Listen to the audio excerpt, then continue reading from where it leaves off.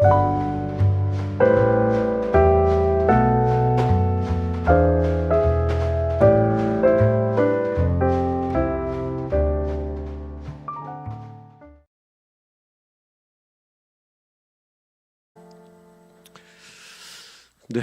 반갑습니다. 네, 오전에 설교하셨던 목사님이 오후에 좀 짧게 하라고 말씀 전해주셔가지고 네, 최대한 짧게 해보겠습니다.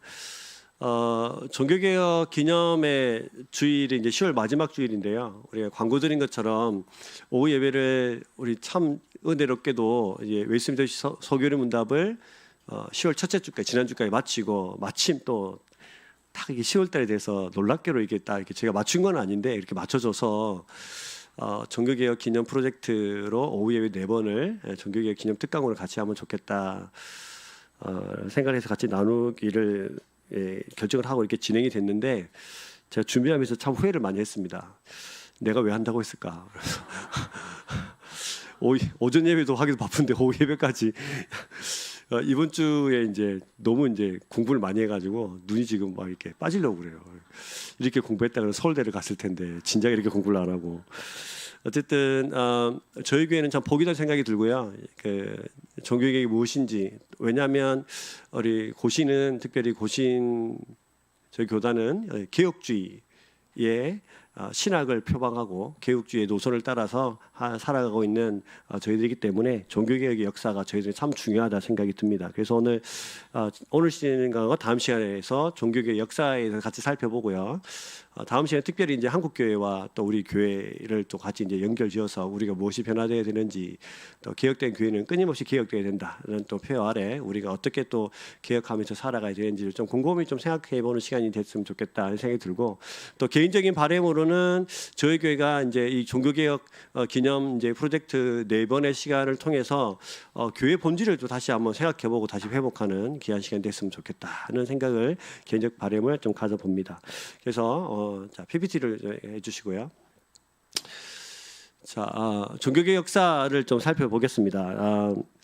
신학교회가 시작이 되죠. 우리가 이제 신학성경을 통해서 초대 교회가 이제 시작이 되는데 그 초대 교회가 별탈 없이 잘 이렇게 진행됐으면 참 좋았겠습니다만 313년 313년 콘스탄틴을 통해서 그 기독교가 이제 국교가 되기 전까지 참 많이 핍박도 받고 힘들고 어려운 시간들을 거쳤다가 313년에 AD 313년에 공식적으로 이제 로마의 국교로 이제 인정이 됩니다. 그 이후로 교회가 신학교회 그대로 성경에 말한 모습 그대로 머물러 있으면 참 좋았겠습니다만 이것이 타락하고 변질되면서 교회가 완전히 성경에서 말하는 다른 교회로 가고 있었습니다.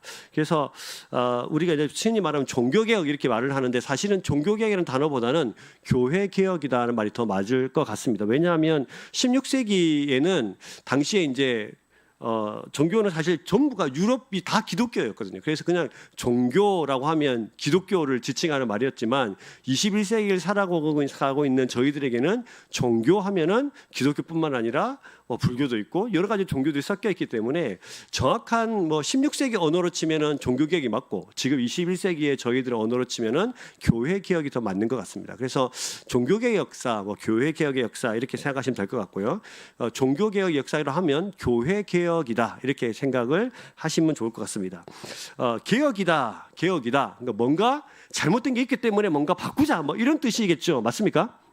그죠. 그러면 이제 우리가 이제 생각을 해봐야 될 것이 뭐가 잘못됐길래 어디서부터 뭐가 잘못된 시작이 됐기 때문에 종교개혁, 교회개혁이 일어났을까를 생각해 볼 필요가 있겠죠. 그것이 뭐냐면 종교개혁은 왜 일어났는가를 볼 수 있겠죠. 그렇다면 이게 뭐냐면 신학과 교리의 변질입니다. 누가 물어보면 이렇게 대답하십시오. 신학과 교리의 변질. 그러니까 우리가 웨스트민스터 신앙 소교리 문답을 107문까지 다 배웠는데 이것이 다 변질되어 있었다 이런 뜻입니다. 그러면 무엇이 잘못돼서 어떻게 해서 이 신학과 교리가 잘못됐을까를 생각해 볼 필요가 있겠죠. 그 대표적인 것이 사제 주의입니다. 사제주의. 사제주의. 사제주의가 뭐냐면, 사제가 뭐죠? 사제 아시죠? 사제. 신부이기도 하고, 또 사제가 뭐냐? 사제는 우리가 좀 아시다시피 이제 세상 대부분 종교에는 사제들이 다 있어요. 그 이제 세상 대부분 종교에 사제 다 있는데, 이제 종교라는 것이 믿는 대상이 있고 믿어야 할 대상이 있잖아요. 믿어야 할 대상은 신, 그리고 믿는 대상은 이제 사람들인데, 이 믿어야 할 대상, 그러니까 신과 인간 사이의 중간 역할을 하는 그것을 사제라고 합니다. 그래서 지극히 높은 그 신, 그리고 지극히 낮은 비천한 인간 사이에 넘을 수 없는 간격이 있는데, 이 간격을 중간에서 누가 다리를 놔줘야 되는 거예요. 그럴 수 있다고, 그래 된다고 생각했습니다. 그때 당시 사람들이. 그래서 그 역할을 할 특별한 사람을 있어야 되는데, 그 특별한 사람이 어떤 특별한 능력을 가진, 어떤 신비로운 뭔가를 가진 그 특별한 사람이 이 역할을 감당해 주면 좋겠다. 그래서 그 사람들을 사제라고 합니다. 특별히 이 사제는 그 신과 인간의 거리를 좁혀주거나 다리를 놔준다거나, 아니면 그 신자들, 그러니까 사람들의 소원을 대신 빌어준다든가, 또 신의 뜻을 받아서 사람에게 전달을 해준다든가, 뭐 죄를 대신 뭐 빌어준다든가, 뭐 그랬죠. 근데 그것이 이제 이후에 이제 직업이 돼가지고 그것이 바로 사제가 됩니다. 사제. 이것을 뭐 신부이기도 하고, 뭐 무당일 수도 있고, 뭐 승려일 수도 있고, 뭐 여러 가지 형태로 이제 존재를 하게 됐습니다. 그러니까 문제는 이 사제 개념을 이 중세 교회가 받아들인 겁니다. 이 개념을. 여기서부터 모든 첫 단추를 잘못 끼면 다 잘못 끼워지는 것처럼, 이 단추가 잘못 끼워져서 교회가 이상한 대로 이제 교리과 신학을 잃어버린 상태에서 계속 이제 발전하게 되어지는 것이죠. 그러니까 여러분, 우리에게는 이 사제가 필요할까요? 사제가 필요할까요? 사제가 필요합니까? 필요하지 않습니까? 왜 필요하지 않습니까? 왜 필요하지 않습니까?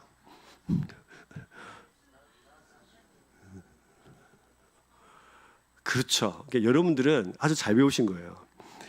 그래서 사실은 이제 사제 같은 역할은 이제 구약에서는 제사장이 그 역할을 사실을 했지 않습니까? 하나님과 사람 사이의 중간 역할을 했던 제사장이 구약에는 등장을 합니다. 근데 신약에 오면은 대제사장 대신 누구? 예수 그리스도께서 우리를 대신해서 단번에 십자가에 죽어 주셔서 제사가 필요 없습니다. 그래서 우리는 지금 우리가 모이는 것을 우리가 제사라고 하지 않고 우리 뭐라고 그래요? 예배라고 합니다. 이 변화는 놀라운 변화입니다. 그래서 영원한 대제사장이신 예수 그리스도의 은혜로 이제는 제사가 필요 없고, 우리는 예수 그리스도를 통해서 하나님께 나아가는 예배자가 된 것이죠. 필요 없게 됐는데, 그런데 사제라는 이 존재가 워낙 이 개념이 세상에 막 널려 있다 보니까, 모든 종교들이 있다 보니까 교회 안에, 그러니까 중세 교회 안에 이런 개념이 들어오기 시작했습니다. 그래서 사제주의와 사제주의 이런 개념은 사제와 이제 사제의 개념이 들어오고, 사제가 있다는 것은 사제와 그 밖의 사람도 나뉘게 되겠죠. 맞습니까? 네, 나뉘게 되겠죠. 당연했습니다. 그래서 이 사제는 특별한 이제 계급층이 됩니다. 이것을 성직자라고 할 수 있습니다. 그리고 이제 성직자와 뭘로 나누냐면 평신도로 나누게 된 겁니다. 평신도란 말은 사실은 없어져야 될 말이라고 저는 생각을 하는데, 성직자와 평신도로 이렇게 나누게 된 거예요. 이것이 안타깝게도 이것이 교회 타락의 근본 원인이 됩니다. 그래서 왜 이것이 문제가 되냐면, 성직자 그룹은, 그러니까 성직자들은 일반 신자, 평신도라고 표현을 해볼게요. 평신도라고 그때 지칭했던 그 단어를 사용하자면 평신도인데, 평신도랑 우리는 다르다. 우리는 더 어떤 사람이다? 거룩한 사람이라고 생각을 하는 거예요. 그 성직자는 또 그것을 또 의도해서 스스로 높아지려고 한 겁니다. 내가 너희보다 더 거룩하니까 뭔가 특별한 것들을 가지고 있어야 돼 하면서 스스로 거룩하고 높아지려고 하니까, 당연히 평신도와 넘볼 수 없는 다른 거룩한 무언가가 있어야 했습니다. 그래서 사제라는 것을 통해서 구원을 얻을 수 있는, 사제를 통해서 구원을 얻을 수 있다. 사제를 통해서 하나님의 뜻을 받을 수 있다. 사제를 통해서만 하나님께 갈 수 있다는 잘못된 교리의 개념들이 중세 교회 안으로 들어오기 시작했습니다. 이것이 바로 사제주의인데요. 하나님과 인간 사이에 사제가 연결점이 되어버린 거죠. 여기서부터 교회가 이제 잘못되기 시작했습니다. 그러면 이 사제주의가 중세 교회를 완전히 이제 장악하게 되어지는데, 사제주의가 교회에 미치는 이것들 잘못된 이것들이 어떻게 교회에 악영향을 끼치기 시작하고 어떻게 잘못되어 가고 있을까가 굉장히 중요합니다. 우리는 이제 기도할 때 우리는 누구한테 기도해요? 누구한테 기도해요? 하나님께 기도하죠. 누구의 이름으로? 예수님 이름으로. 누구의 도움으로 기도합니까? 성령님의 도움으로 기도합니다. 굉장히 중요해요. 다시, 우린 기도할 때 우리 기도하는 대상, 하나님, 누구의 이름으로? 예수님의 이름으로. 누구의 도움을 받아? 성령님의 도움을 받아서 기도합니다. 그러니까 사실은 우리가 하나님께 나아갈 때에 예수님을 통해서 성령님의 도우심으로 하나님께 나아갈 수 있게 됐어요. 이거 은혜죠. 그런데 중세교회는 사제를 통해서 사제의 이름으로 하나님께 나아갈 수 있게 됐다는 겁니다. 근데 중간에 이게 끼어든 거죠. 그래서 단순히 그렇게만 된 것이 아니라 그리스도와 성령이 아니라 하나님이 아니라 신부, 추기경, 성인, 마리아, 교황 등의 존재가 중간에 이제 존재하게 됩니다. 그래서 어떻게 할까요? 이 사람들은 어떻게 해야 될까요? 점점 사제들은 자기들의 특권층을 더욱더 거룩한 너희와 우리는 달라라는 이 개념을 더욱더 확고하게 했을 거예요. 그래서 이 사람들은 시스템을 만들기 시작합니다. 그래서 로마 교회가 이런 제도를 만들기 시작하죠. 평신도는 수도 없이 많고, 그 위에 평신도가 뭘로 나눕니까? 성직자로 나누게 되는데, 성직자도 부사제와 사제로 나뉘고, 그 위에 고위 성직자가 있습니다. 고위 성직자에는 주교가 있고 대주교가 있어요. 맨 위에는 뭐가 있어요? 교황이 있습니다. 그래서 이게 이제 성직자 신분 제도가 된 거예요. 이게 평신도도 나누고 성직자도 나누고, 성직자 위에도 고위 성직자가 있고, 높은 제일 위에는 교황이 있게 되어지는, 그들은 이제 거룩합니다. 가장 높은 곳에 교황. 이 교황은 거룩한 자 위에 거룩한 자잖아요. 가장 위에 있는. 그러니까 교황은 그야말로 그의 한마디는 누구의 말? 하나님의 말.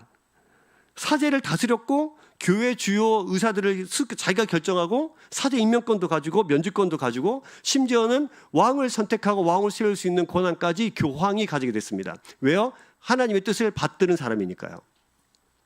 그래서 고위 성직자들은 심지어 교회 안에 무엇이 옳고 틀린지 결정하는 권한이 또 같습니다. 그러니까 성경이 기준이 되지 않고 사람의 말이 기준이 되는 거죠. 그래서 이렇게 사람의 생각이 성경보다 이게 높아지게 돼요. 이들의 생각이 곧 진리로 이제 받아들이게 되어지는. 그래서 교회가 말씀을 떠나기 시작하면 반드시 뭐가 옵니까? 타락이 와요. 그 중세교회는 바로 그런 사회였던 거죠. 반드시 타락이 옵니다. 그래서 교황은 모든 성직자 위에 가장 높고 거룩한 사람, 큰 권한을 갖습니다. 그래서 교황은 틀릴 수 있을까요, 없을까요? 그 가장 거룩한 자 위에 거룩한 자니까, 한 명밖에 없으니까 교황은 틀리면 됩니까, 안 됩니까? 절대로 안 되죠. 그래서 이거를 뭐라고 하냐면 교황 무오설이라고 합니다. 교황은 절대로 틀릴 수 없다. 교황의 한마디는 무조건 하나님의 뜻이에요. 그래서 교황 무오설이 등장하게 됩니다. 이런 논리가 가능한 시대가 중세 시대이자 중세 교회였어요. 그러면 이 허무맹랑한 이 논리를 누가 물어봐도 이거 맞는 거야 라고 대답을 해야 되잖아요. 그렇죠? 맞습니까? 그래서 그 교회라는 곳은 뭐를 근거로 자기 논리를 내세워야 되냐면 성경을 근거로잖아요. 맞죠? 그래서 교황이 이런 논리, 이런 개념을 더 정당화하기 위해서 말씀의 근거를 이제 사용하기 시작하는데, 근데 말씀의 근거를 사용하려 보니까 말씀을 누구만 알아야 되냐면 고위 공직자들, 고위 성직자들, 공직자가 아니고 성직자들만 알아야 되는 거예요. 그래서 무슨 정책을 피냐면 우민화 정책을 펴니다. 그래서 야, 성경이 이렇게 말해 라고 말하려면 제일 쉬운 방법이 여러분들의 성경이 없고 나한테만 있는 거예요. 맞죠? 그래서 여러분들이 성경을 절대 읽을 수 없고 나만 성경을 읽을 수 있는 거예요. 그래서 내가 읽어보니까 하나님이 이렇게 말해. 가장 설득력이 있는 거예요. 그래서 우민화 정책을 쓰는데, 우민화 정책의 첫 번째 방법이 성경을 읽지 못하게 하는 겁니다. 그래서 그때 당시 성경은 라틴어로 되어 있었거든요. 마치 여러분들이 영어 성경책을 가지고 있는 것과 똑같은 겁니다. 네. 라틴어 성경을 가지고 있었어요. 라틴어 성경을 사용했어요. 그 설교할 때도 라틴어로 설교를 했어요. 교황청에서 내려온 그 라틴어로 설교를 하는 거예요. 그 라틴어를 설교하니까 도대체 무슨 말인지 아무도 못 알아듣는 거예요. 마치 그저 여러분이 앉아 있는데 제가 프랑스어로 설교를 하는 거가 비슷한 라틴어로 되어 있는 거예요. 라틴어는 그때 당시에 0.5%만 읽을 수 있었거든요. 그 나머지 사람들이 읽을 수 없어요. 0.5% 누구냐? 열심히 공부했던 성직자들, 또 철학자들, 이런 사람들 읽을 수 있었던 겁니다. 그래서 성경을 읽을 수 없고 잘못된 교리를 가르치기 시작하는데 그러면 교회가 당연히 뭐 합니까? 타락하게 되어 있습니다. 당연히 복음의 순수성을 알지 못하고 복음 속에 나타난 하나님과 예수님과 성령님을 알지 못한 채 그저 자기들 마음대로 성경을 생각하고 자기들 마음대로 세상을 막 살아가게 된 거예요. 이처럼 그 로마 교회는 성경적으로 근거가 없는 여러 이제 교리들을 교회 회의를 통해서 이제 결정도 하고 이것을 성경과 동일한 권위로 받아들이고 가르치기 시작했습니다. 특별히 590년에 그 교황이 된 그레고리우스 1세라는 사람이 있는데요. 이 사람은 돈 모으는 데는 천재인 사람이었는데 이 사람이 소위 이제 잘못된 교리를 가장 이제 중세교회에 빠뜨린 사람인데 천사뿐만 아니라 뭐 연옥, 우리에게는 연옥교리가 없죠. 근데 카톨릭에는 연옥교리가 지금도 있습니다. 연옥이 뭔지 아십니까? 연옥? 정연옥 말고 우리 연옥을 알지만 그 연옥이 뭐냐면 옆에 분들 봐보세요. 이 사람이 죽으면 천국에 갈 수 있을 것 같습니까? 없을 것 같습니까? 지옥 갈 만큼 나쁜 사람은 아닌데 연옥교리가 지옥 갈 만큼 나쁜 사람은 아닌데 그렇다고 천국에 갈 만큼 착한 사람도 아니야. 봐보세요. 그런 사람 있어요? 근데 이 사람이 어디가 있냐면 천국도 아니고 지옥도 아닌 중간 단계의 그 연옥입니다. 가톨릭에서 말하는 연옥에 있는 거예요. 그럼 여기서 얼마 동안 있어야 될까요? 연옥이란 곳에서 얼마나 있어야 될까요? 그 사람마다 다른데 이것을 그 기간을 줄이는 일이 있는데 그것이 뭐냐면 기도나 선행이나 회개나 면죄부를 사는 거예요. 그러면 여기서 이 시간이 줄어서 이제 천국으로 이제 갈 수 있는 그런 이제 역할을 하는 것이 연옥교리입니다. 이게 성경에서 말하고 있는 구원의 교리가 아니죠. 그래서 성경을 잘 알지 못하면 이런 교리에 빠지는 거예요. 그래서 이제 그레고리우스 1세가 590년에 교황이 돼서 이것들을 이제 교회 안으로 들어오게 되어집니다. 그래서 사도적 교회, 그러니까 신학 교회로부터 크게 이탈하는 일들이 이제 일어나게 됐습니다. 이 일을 통해서 구체적으로 이제 어떤 일이 벌어지냐면 성경관이 변질됩니다. 여러분들이 가지고 있는 성경은 몇 권으로 되어 있어요?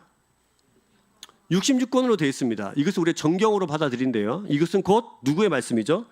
하나님의 말씀이에요. 근데 이 성경관이 변질되기 시작하니까 가톨릭에는 66권 성경 말고도 성경이 또 있어요. 이걸 뭐라고 그래요?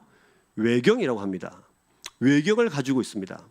그래서 신비적이고 믿을 수 없는 이야기들이 넘쳐나는 외경을 정경으로 받아들이면서 이제 그것을 쫓아가게 되어졌습니다. 그리고 성경보다 더 중요한 전통을 성경보다 더 위에 두기 시작한 겁니다. 전통이 뭐냐면 교회가 공식적인 어떤 문서, 또 교회 결정사항, 교회 관습, 또 관행, 뭐 행동 규범, 종교적 체험, 그리고 뭐 공예의 문서 같은 것들을 이제 성경보다 더 높은 권위에 두기 시작하는 거예요. 전통이 그래 이러면 다 맞는 거예요. 성경이 그래가 아니고 전통이 그래, 교황이 그래, 문서가 그래, 교회 회의가 그랬어, 뭐 이렇게 하는 거예요. 심지어는 성경에서 우리가 읽어도 잘 모르는 부분은 뭐로 해석하냐면 전통의 빛으로 해석한다. 이것이 중세교회의 신학입니다. 그래서 잘 모르겠는데 그러면 하나님이 어떻게 생각하시고 하나님께 어떻게 계획하시는지 관심이 없고 옛날에 어떻게 했는데 옛날에 이렇게 했어. 그럼 그게 맞는 거야. 이렇게 이제 해석하기 시작하면서 전통을 66권보다 더 높은 위치에 두기 시작했습니다. 그 다음에 이제 잘못된 것은 구원관에까지 이제 연결이 당연히 되어지게 되겠죠. 말씀을 읽을 수 없고 잘못된 복음을 계속 선포되니까 잘못된 구원관을 가지기 시작했습니다. 그래서 로마 교회는 구원은 하나님의 은혜만으로는 부족하다. 그래서 인간의 행위를 굉장히 중요시했습니다. 그래서 지금도 카톨릭은 선행을 굉장히 중요시 생각하죠. 그래서 한국의 이게 통계 자료를 보면 우리나라에서 가장 선한 행위를 많이 하는 데가 어디야? 그러면 전부 다 카톨릭이라고 말해요. 근데 진짜 통계 자료를 보면 기독교입니다. 기독교가 더 많이 합니다. 왜 기독교는 선행을 해도 별 티가 안 날까요? 우리에게는 중요한 말씀이 하나 있거든요. 뭡니까? 그렇죠. 어떻게 이렇게 잘하십니까? 오른손이 하는 일을 왼손이 모르게 하라. 잘 티를 안 내기 때문이에요. 근데 이 사람들은 티를 내야 돼. 왜? 자기의 행위가 구원에 도움이 되기 때문입니다.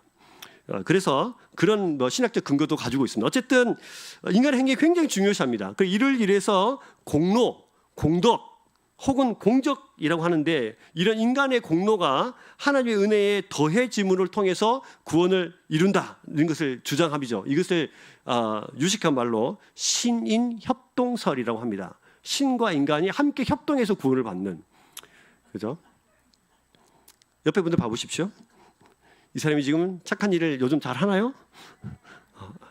합니까? 네. 그걸로 구원받을 수 없습니다. 네. 그래서 하나님의 어떤 은혜와 플러스 그것만도 모자라서 자기 자신의 그 행위, 선한 행위를 붙여서 이제 구원을 받을 수 있다. 그래서 성경을 읽을 수 없으니까 성경이 말하는 바를 제대로 알 수 없었겠죠. 그래서 오늘 우리 선정자와 기도할 때 말씀 중심으로 돌아가자 이렇게 했는데 이 말이 정말 맞아요. 그래서 성경을 모른다는 말은 결국 복음을 모른다는 말이거든요.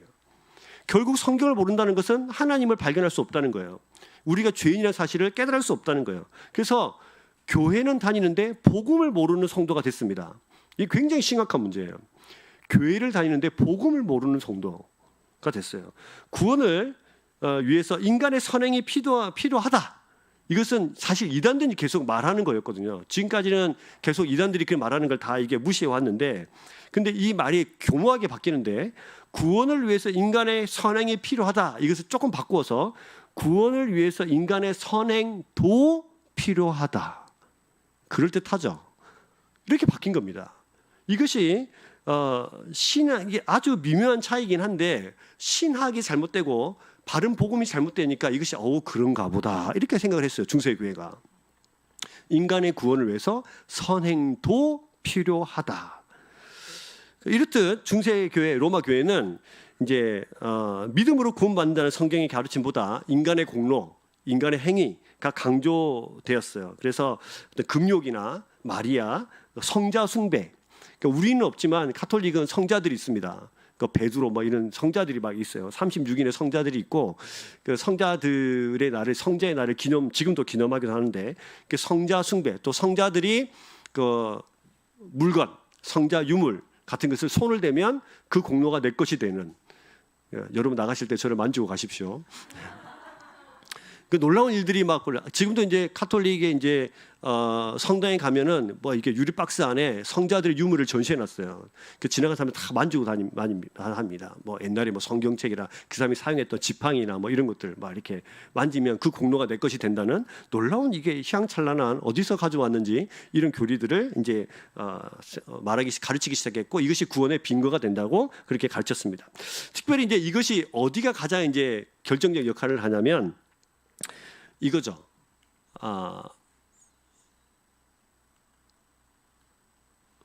네, 사진이 안 나오네요. 목사님, 네, 면죄부 함이 안 나옵니다. 지금 어디에 있을까요? 여기 있나? 여기 있네요. 네, 이것이 이제 오른쪽에 보는 것이 면죄부 함이에요. 왼쪽에 보는 것이 면죄부입니다. 이게 잘못된 구원과의 대표적인 이야기죠. 그래서 16세기 이제 종교개혁이 시작된 이제 직접적인 발달은 좋은 저건데 교황 레오 10세가 베드로 성당 나중에 제가 보여드릴 거예요. 베드로 성당을 건축을 이제 100년 동안 해왔는데 돈이 모자라는 겁니다. 그러니까 공사비를 충당하기 위해서 1506년 다시 이제 로마 가톨릭 교회는 면죄부 판매를 계속했어요. 사실 지금 계속 있어 왔는데 중간에 스탑됐다가 면죄부 판매를 다시 하게 됐거든요. 당시 판매 책임자 도미니칸 그 수도사였던 테체일이라는 사람이 있는데 이 사람이 이렇게 말하는 거죠. 속죄권, 그러니까 면죄부를 사는 사람은 죄를 용서받을 것이요 연옥에 있는 자를 위해서 사면 할 수 있는데 은하가 헌금함 속에 땡그랑하고 떨어지는 순간 천국으로 올라간다. 저게 이제 함이 이제 그 철로 청동으로 만들어졌으니까 은하를 탁 넣으면 땡그랑하고 소리가 나요. 그럼 땡그랑 소리가 나는 순간 연옥에서 어디로 뿅 이렇게 사라집니까? 예, 같이 연옥에서 같이 이야기하고 있다가 갑자기 뿅 사라져가지고 천국에 가 있는 거예요. 이런 이제 잘못된 구원관을 이제 하는 거죠. 그래서 옆에 뭐 면죄부인데 저게 면죄부고요. 그래서 면죄부 이제 막 이게 당신의 죄를 사오너라 이렇게 막 써주는 거예요. 나가실 때 저한테 하나씩 받아가십시오. 자, 뿐만 아니라 예, 다시 좀 위로 다시 가보면요. 이제 잉여 공로설이라고 있는데 이것도 이제 아까도 설명드린 게 비슷한 겁니다. 어떤 성자가 칭호를 받은 사람이 자기를 구원하고도 남을 만한 공덕을 쌓기 때문에 우리가 그 성자를 숭배하면 그가 쌓은 공로로 우리가 그것을 가져올 수 있다. 잉여 공로설. 그러니까 자기를 구원하고 남을 만한 공로가 남아 도는 거예요. 그래서 그 공로를 가져올 수 있다. 잘 섬기면 뭐 이런 겁니다. 그래서 잘못된 성례관으로 발전도 했습니다. 이게 뭐냐면 가톨릭에는 7성례라는 게 7가지 성례가 있습니다. 세례성사, 견진성사, 혼인성사, 뭐 성품성사, 우리가 잘 아는 고해성사, 성체성사 막 이런 게 있는데 어쨌든 뭐 이게 제일 중요한 건 여러분 잘 아시는데 고해성사죠, 그죠? 똑똑똑하고 신부가 딱 있으면 왜 왔습니까? 그러면 제가 죄를 너무 많이 져가지고요. 네 죄가 뭡니까? 무슨 죄를 졌습니까? 어젯밤 12시에 라면을 끓여 먹었습니다. 뭐 네 죄가 뭐냐? 계속 이야기하는 거야. 그러면 사제가 그걸 듣고 네 죄를 사하노라 이렇게 되는 거죠. 이걸 고해성사로 합니다. 죄는 사람이 해결할 수 없습니다. 죄는 하나님만이 해결할 수 있는 부분이고 하나님 우리 죄를 사해 주셔야 되는 부분인데 그걸 듣고 사제가 네 죄를 사하노라 막 이렇게 하는 거예요. 그러니까 성체성사라고 있는데 이것이 이제 가톨릭과 이제 우리의 결정적 차이이기도 하고 나중에 이제 뭐 다음 주가 되면 루터 이야기를 좀 해보겠지만 루터나 뭐 칼빈 막 이야기를 하겠지만 루터도 종교개혁자고 칼빈도 종교개혁자인데 우리는 루터파는 아니에요. 왜냐하면 이 성체성사 즉 이제 성찬론이 좀 다르거든요. 이 가톨릭에서는 이 성찬을 뭐라고 하냐면 성찬을 하면서 떡과 포도주를 나눌 때 그것이 진짜 예수님의 피와 살이 된다고 말했어요. 근데 가톨릭은 그렇게 하는데 기독교는 개신교는 영적으로 임재하신다. 그새 그 떡과 포도주에 영적으로 성령님께서 하나님 예수님께서 우리 속에 임재하시는 것이지라고 이제 이야기하는 거예요. 결정적인 다른 점이긴 한데 어쨌든 이런 잘못된 성례관이 있어요. 그러니까 떡과 포도주가 그 살과 피가 되는데 이것을 누가 나눠줘요? 사제가 나눠주잖아요. 그러니까 사제는 거룩한 사람인 거예요. 그래서 잘못된 게 시작하는 거죠. 어쨌든 그렇습니다. 어쨌든 그 다음에 이제 잘못된 예배관과 교회관이 있겠죠. 하나님을 우리는 사실은 이거 굉장히 중요한 문제인데 우리가 예배하는 대상은 누굽니까? 하나님이죠. 근데 하나님을 말씀을 통해서 배워야 되는데 말씀을 알아야 되는데 온갖 성경이 라틴어로 되어 있으니까 성경을 잘 알지 못하고 복음도 제대로 들을 수 없으니까 하나님을 알 길이 있을까요? 없을까요? 없죠. 그러니까 예배가 아니라 신비주의로 변합니다. 여러분도 잘 아셔야 돼요. 우리가 하나님을 예배할 때 하나님을 잘 모르면 우리는 그저 앉아있다 가는 사람이 되는 거예요.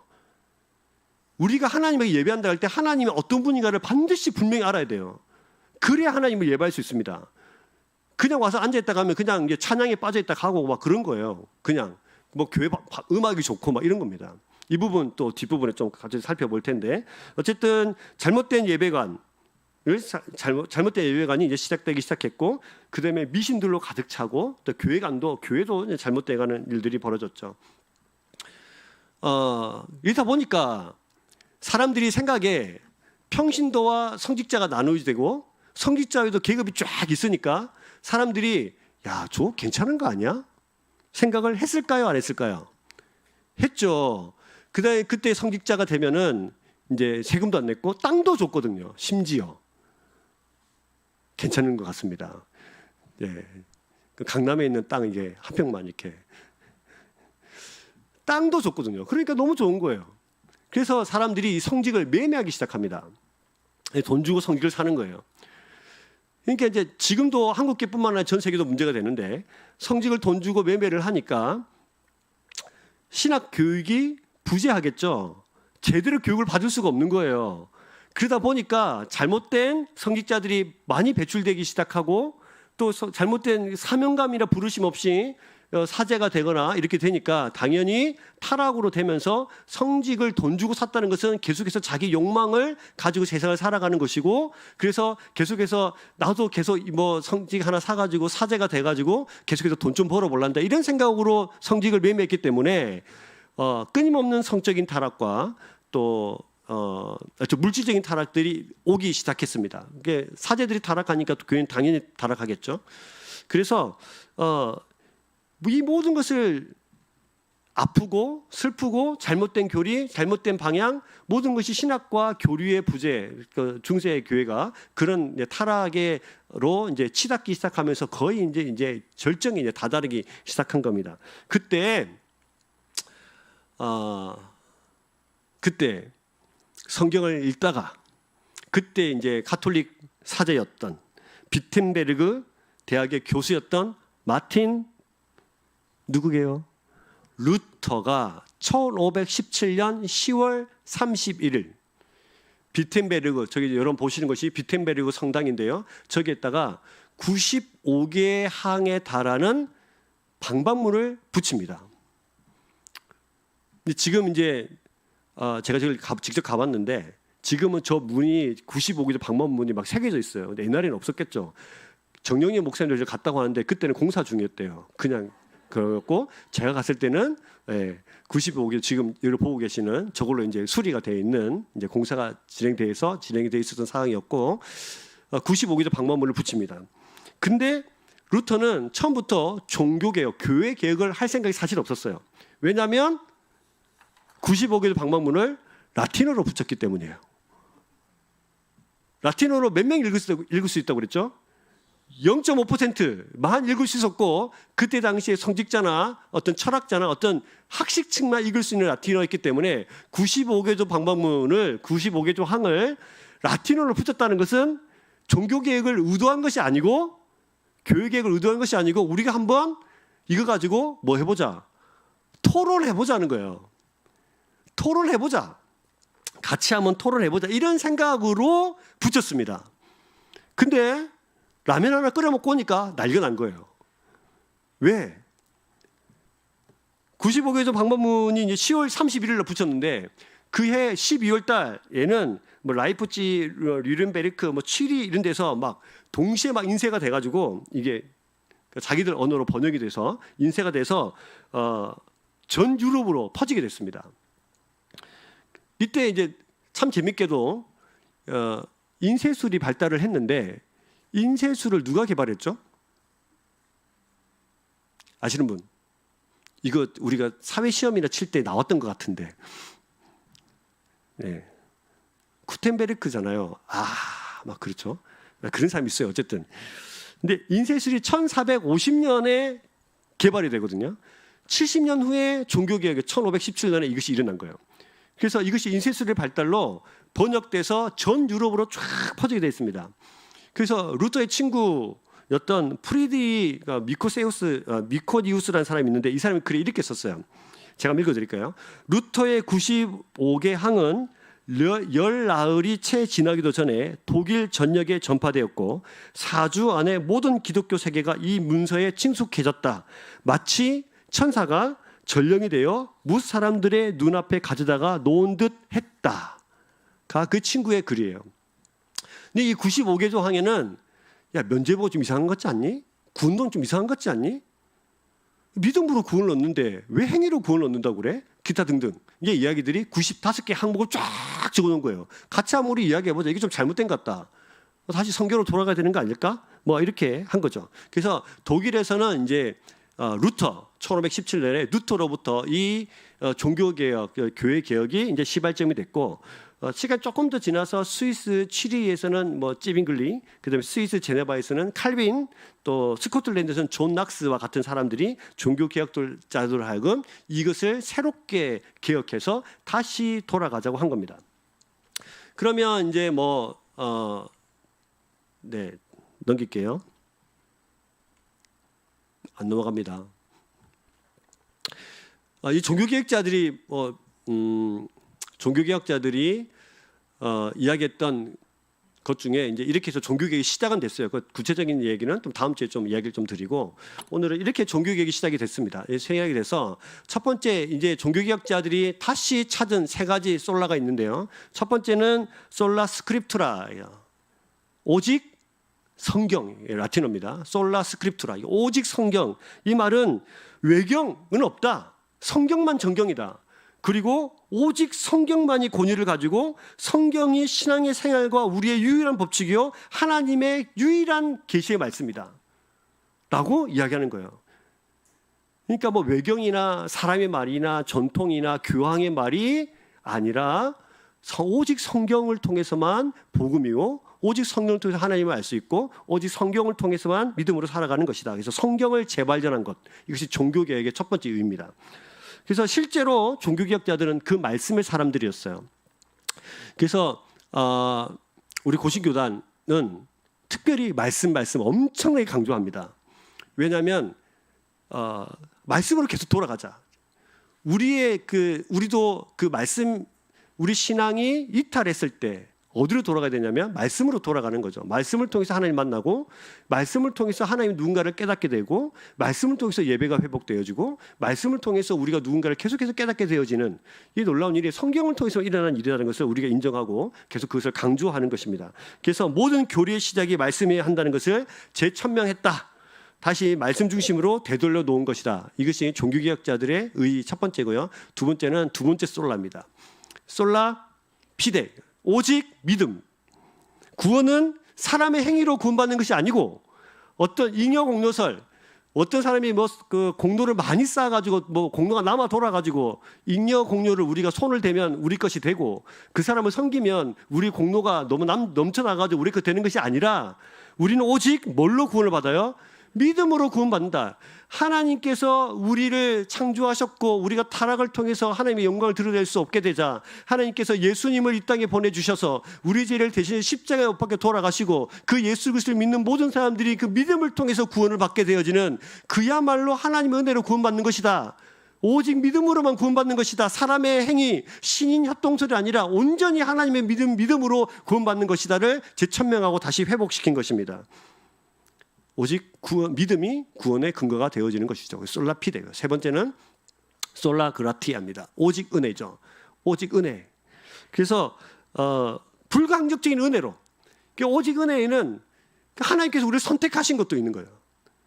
나와 같은 자를 선택하시는, 이 선택하시는 이게 예정론이라고 하는데, 이 예정론은 칼빈이 완전 정리를 한 거죠. 루터로부터 시작된 이 종교개혁은 칼빈 때 마무리되고 칼빈이 정리를 해서 체계를 만드는데, 우리가 선택되어지는 거. 옆에 분들 봐보세요. 이 사람이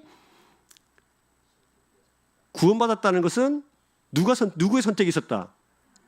하나님께 선택이 있었다. 이건 불가항력적이다. 내가 선택 안 받고 싶어서 안 받은 게 아니라 하나님이 나를 선택하셨다. 은혜죠. 감사하죠. 맞습니까? 감사한 거예요. 그래서 오직 은혜로 구원받는 것이다. 오직 하나님의 은혜로 선택되고 구원받기 때문에 우리는 우리 스스로를 자랑할 수가 있다 없다? 없다. 이런 은혜의 교리에 대한 바른 이해는 바울과 어거스틴을 거쳐서 종교개혁자들이 특히 칼빈이 가르친 중요 내용이에요. 이게 원래 성경이 가르치던 내용이었어요. 성경을 다시 읽기 시작하고 성경으로 돌아가고, 성경 안에서 오직 믿음과 오직 은혜와 오직 그 성경을 다시 회복하는 신앙으로 다시 이탈된 교회가 다시 돌아오기 시작한 것입니다. 이게 종교개혁이에요. 근데 종교개혁 오직 말씀으로만, 오직 은혜로만, 오직 믿음으로만, 이것이 가르치는 그 한 가지 포커스가 있는데, 그것이 한 가지 더 있어요. 이게 뭐냐면 솔리 데오 글로리아입니다. 솔리 데오 글로리아. 뭐냐면 오직 하나님의 영광. 그래서 오직 은혜를 발견하고 오직 믿음으로 살고 오직 성경으로 사는 것은 누구의 영광을 위해서? 하나님의 영광을 위해서. 그래서 이 말은 곧 교황의 영광을 위해서, 사람의 영광을 위해서 세상을 살아가는 것이 아니라 이것을 회복하고 하나님을 예배하고 찬양할 때 누구의 영광이 되냐면 하나님께 영광이 되어지는 것이죠. 그래서 이것을 회복합니다. 이것은 이제 구체적으로 종교개혁이라는 것이 교회개혁으로 일어났지만 사실은 유럽 전체가 기독교였기 때문에 이것이 사회, 문화, 가정, 교육, 기타 등등 모든 영역에 있어서 개혁으로 일어납니다. 그래서 놀라운 거예요. 교회 개혁은 곧 사회 변혁으로 이제 발전되게 되어지는 것입니다. 그래서 우리가 세 번째 주, 네 번째 주에는 이제 그 문화와 가정에 대해서 그 이제 생각을 해보게 될 텐데, 종교 개혁은 이제 구체적으로 예배 개혁으로 나타납니다. 이 부분이 중요한데요. 이 부분 하고 오늘을 마치도록 하겠습니다. 그래서 예배를 기억합니다. 예배를 기억한다는 것은 제사에서 예배로 가는 거예요. 이 예배론을 새롭게 돼요. 성경을 제대로 알고 하나님을 알고 우리가 믿음으로 구원받는다, 하나님의 은혜로 구원받는 것을 다시 회복하게 되어지면 반드시 뭐가 새롭게 되냐면 예배가 새롭게 됩니다. 그래서 예배는 우리가 어떻게 하나님을 믿느냐, 하나님에 대한 지식에서부터 시작을 하잖아요.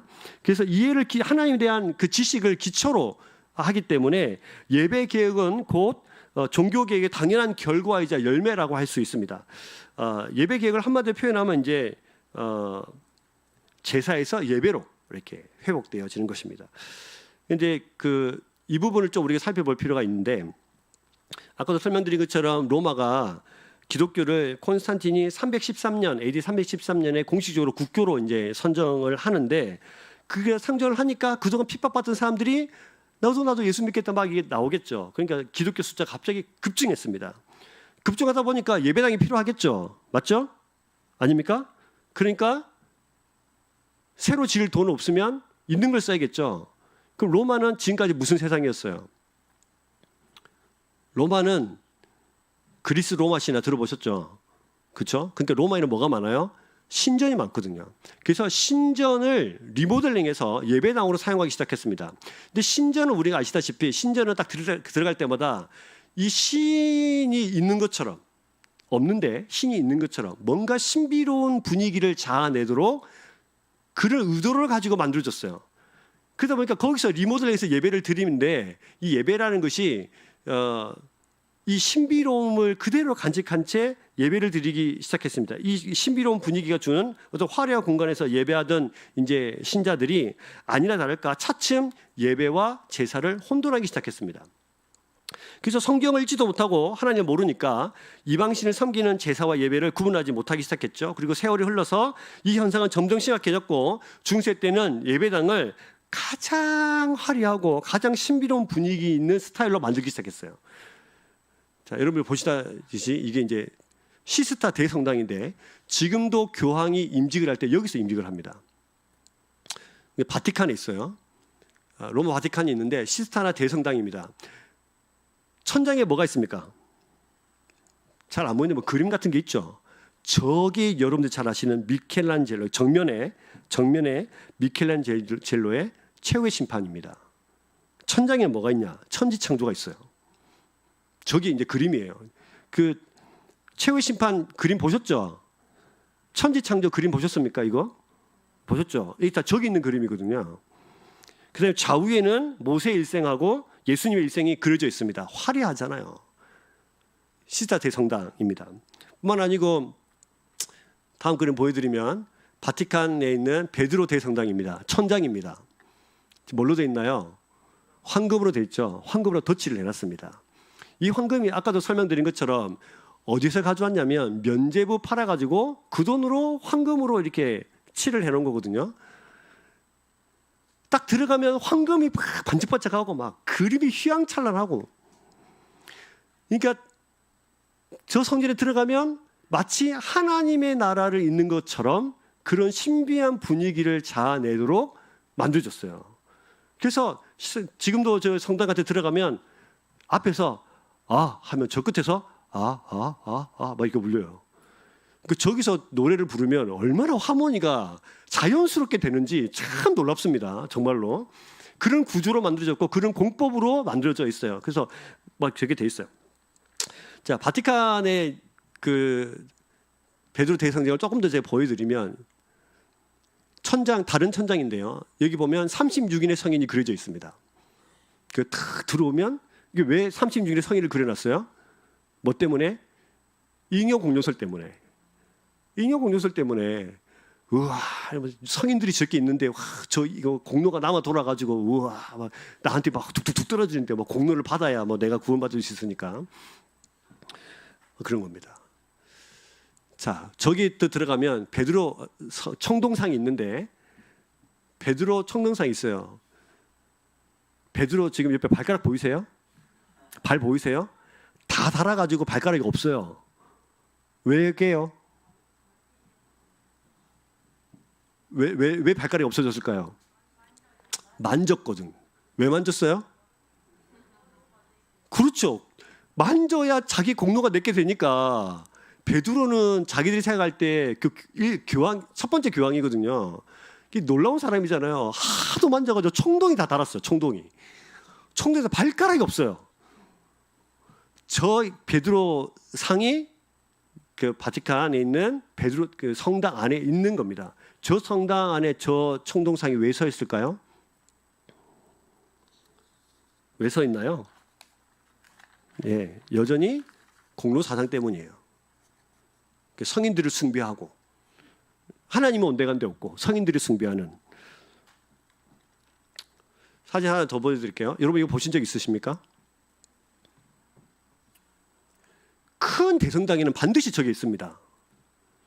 파리에 가면 로트르담이라는데 로트르담의 뜻이 마리아라는 뜻이에요. 그러니까 로즈 윈도우라고 하는데 로즈 윈도우도 마리아를 상징합니다. 햇빛이 팍 들어오면 저 창문을 통해서 로즈 윈도우를 통해서 햇빛이 쫙 들어오면 기도 팍 하고 있다가 마리아를 통해서 빛이 쫙 들어오면 은혜가 되겠죠. 우와. 일부러 저렇게 만든 거예요. 그래서 그 성당의 구조를 보면은 얼마나 잘못된 예배관과 잘못된 교회관으로 교회를 지었는지를 알 수 있습니다. 아주 화려하고 아주 신비로워요. 그리고 이제 신부들이 이게 올 때 이제 향을 피우잖아요. 아십니까? 들어올 때 미사할 때 그냥 들어오면 이상한 거 하나 들고 왔다 갔다 하면서 향이 팍 나면서 연기가 확 나죠. 보신 적 있으세요? 네, 그 왜 그런지 아십니까? 향이 남아 들어서가 아니고 신비한 분위기를 자아내기 위해서입니다. 마치 구름 위를 걷는 것 같이. 그렇게 진짜로 그래요. 그래서 그들의 예배의 순서들 또 예배의 모든 그 교회 구조들이 전부 다 신비롭고 하나님이 없는 그런 것들로 모두 다 이제 세팅이 되어 있습니다. 자, 그래서 교회 내 성경으로 돌아가고 오직 믿음으로 오직 은혜로 구원받고 결국 이것이 하나님의 영광 솔레데오 글로리아에 포커스를 맞춰진 이 종교 개혁은 사실은 하나님께서 이렇게 하신 거예요. 루터가 의도한 건 아니고 하나님께서 그렇게 하신 건데 이걸 통해서 회복되어지기 시작합니다. 그래서 교회 안에 신비적인 요소들을 전부 다 지워버려요. 그 이제 저런 로즈 윈도우도 다 막아버리고 뭐 성화나 그림도 다 치워버리고 그런 일이 막 이게 일어납니다. 그래서 그 뭐만 남냐면 설교단만 남아요. 설교단만. 어제 그 카톨릭 대성당에 가보면 설교단이 2층 이게 높이에 있어요. 이렇게 중간쯤에. 근데 그것을 없애고 설교단을 앞으로 가져와서 앞에 보면 설교단만 있어요. 이게 개신교입니다. 우리 개신교는 설교단만 앞에 있어요. 이게 무슨 뜻입니까? 우리가 말씀 중심이라는 뜻입니다. 우리가 예배 순서의 가장 중간에 가장 중요한 부분에 가장 많은 부분을 차지하는 것이 또 뭐죠? 말씀이에요. 우리는 뭐 중심이다? 말씀 중심의 뜻이에요. 그래서 이 순서와 교회 구조도 종교 개혁을 통해서 다시 새롭게 되어졌습니다. 지금부터 보여드릴 것은 개신교 최초의 교회를 제가 보여드릴 거예요. 그래서 이런 관점을 가지고 최초의 교회, 독일에서 만들어진 최초의 교회, 루터가 관여해서 만들었다고 하는 최초의 교회인 토르가우 성체 교회를 보여드리겠습니다. 토르가우 성체 교회 내부 모습이에요. 딱 보니까 카톨릭이랑 비슷한데 이렇게 생각이 들죠. 근데 그 종교개혁자들은 있는 것을 전부 다 헐고 새로 지은 것이 아니고 그대로 사용하면서 필요한 것들을 불필요한 것들을 지워내는 방식으로 교회를 세웠어요. 그래서 저기 보면 카톨릭의 양식을 그대로 거의 가지고는 있으나 저기 보면 화려한 그림이 없죠. 맞습니까? 네, 화려한 그림도 없고 그다음에 뭐 성인들도 없고 뭐 유물들도 없어요. 가운데 보시면 뭐가 있어요? 설교단이 있죠. 설교단이 있는 상태로 교회가 새롭게 이제 만들어집니다. 이제 저기 보시면 오늘 이제 세 개 그 요런 게 있습니다. 원래 이제 카톨릭 설교할 때 이제 저기 이제 중간에 있는 높이에 있는 2층 높이에 있는 저쪽에 와가지고 설교를 이렇게 위에서 이렇게 막 이렇게 하는데 이 부조를 있는 그대로 사용하면서 이제 부조를 고친 거예요. 근데 저 부조에는 세 가지 그림이 있는데 첫 번째 그림이 가장 왼쪽에 있는 요한복음 8장 가늠한 여인에 대한 그림 이게 부조를 만든 겁니다. 왜 가늠한 여인 부조를 첫 번째 부조로 만들어놨냐면 저기 보시면 이제 예수님이 땅바닥에 글을 씁니다. 가늠한 여인 현장에 붙잡혔어요. 요한복음 8장에 보면 그 글을 쓸 때 예수님이 뭐라고 부르세요?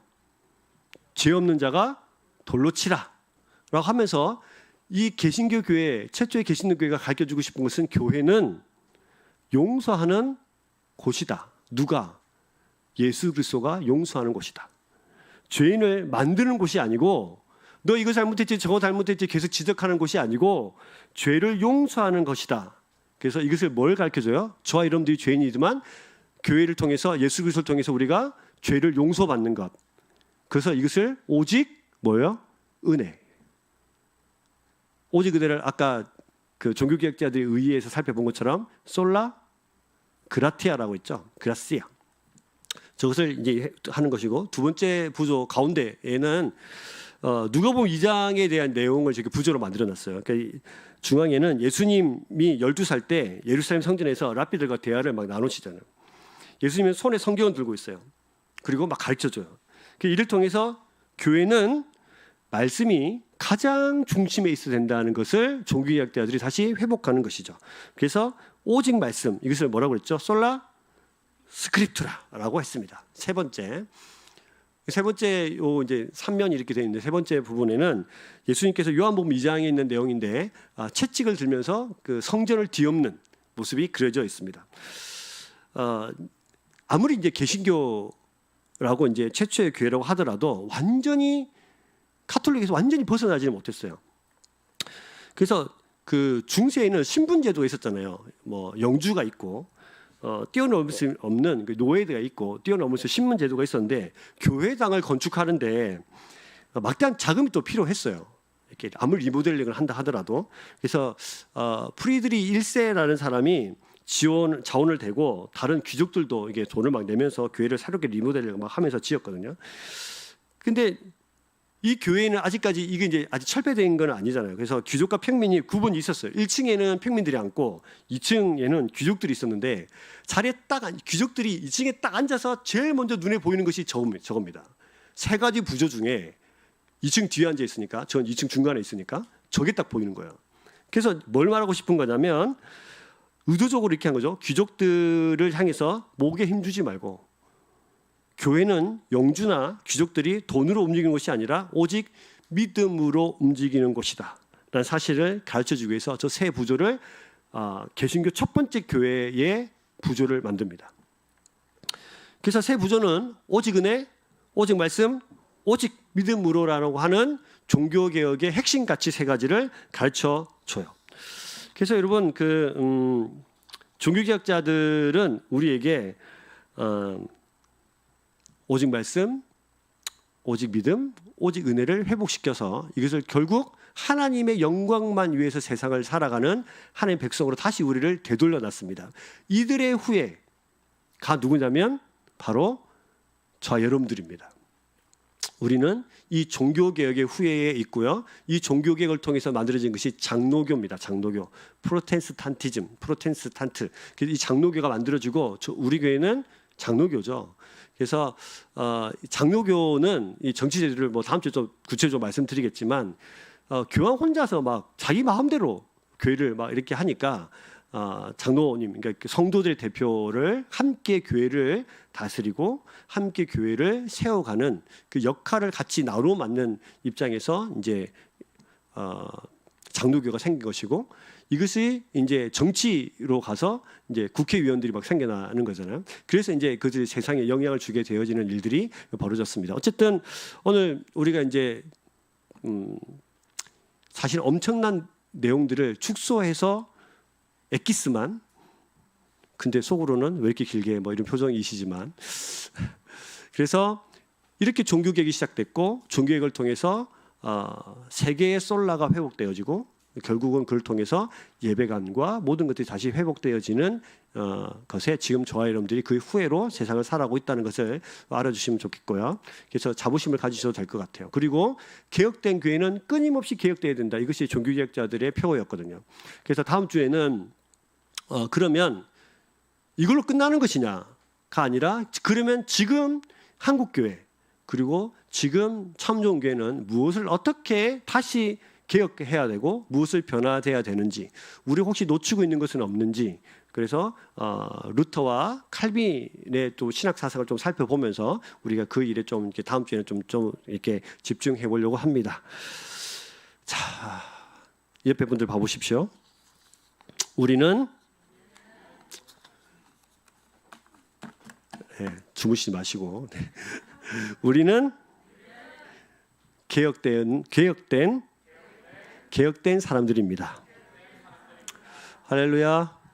믿으십니까? 네, 그래서 저와 여러분들이 지금 이런 예배당에서 예배드리고 있습니다. 말씀이 가장 중심에 있는, 우리 예배 순서의 가장 중심에 말씀이 들어있는, 그래서 말씀 중심의 사람, 말씀을 통해서 하나님을 알아가고, 하나님을 알아감을 통해서 예배가 회복되어지고 예배 깊이가 바뀌어지게 되어지는 저와 여러분 인생 되기를 주의 이름으로 축복합니다.